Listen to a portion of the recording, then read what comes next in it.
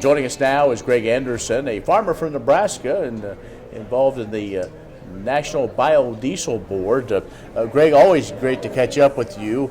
You have been a long-time advocate for farmers, as a farmer yourself, and biodiesel has been seemingly one of your passions. And so let's let's get into it. As far as soy-based biodiesel is just that unsung hero for soybean farmers. You know, it really is. I would say it's got to be our number one success story of the soybean checkoff. In fact, the soybean checkoff virtually established the biodiesel industry in the United States over 25 years ago.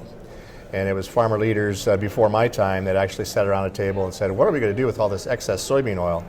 It's a glut on the market, it's sitting in storage, it's really depressing our farm gate prices. And so with a lot of testing and research money, biodiesel now has come to the point where a few 10,000s of gallons in the early years to now, this year again, almost 3 billion gallons of production and usage in the U.S. That's huge. That has moved us from a niche market to a mainstream market, certainly diversifying our nation's energy supply, as well as providing profit opportunities to soybean farmers, because now we have a market for soybean oil, which we didn't enjoy 25, 30 years ago. And it has helped the bottom line, because you look on the board and see where that is, and you know that that's one of those driving factors, instead of maybe those that could have a much larger influence on the price swing. Absolutely. Now traders look at soybean oil not only as food, but as energy. Mm-hmm. And often soybean oil follows the price of crude up and down. We've seen that correlate very remarkably strongly well. The demand for soybean oil for biodiesel has grown 300% in the last 10 years. And that's just the last 10 years.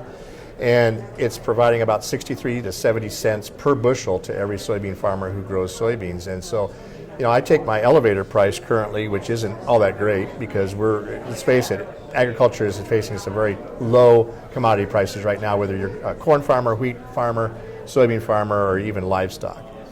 But if I would take 70 cents away from my elevator price, I would definitely be suffering much more than I am now. Mm-hmm. And so it's helping to underpin that. It's making a new use. Virtually 1/3 of our domestic crush now goes to biodiesel for soybean oil. That's huge. And we have room to even increase that much more in the future. We're talking with Greg Anderson, farmer from Newman Grove, Nebraska, member of the National Biodiesel Board. Let's take a quick break. We're back with more in just a moment.